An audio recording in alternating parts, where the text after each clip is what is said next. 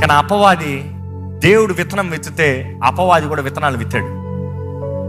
దేవుడు ఫలింపజేస్తున్నాడు, రెండిటిని ఎదుగుతానికి అవకాశం ఇస్తున్నాడు, రెండిటికి సమయం ఇచ్చాడు, రెండిటికి కాలం ఇచ్చాడు, రెండిటికి వర్షాన్ని కుమ్మరింపజేస్తున్నాడు.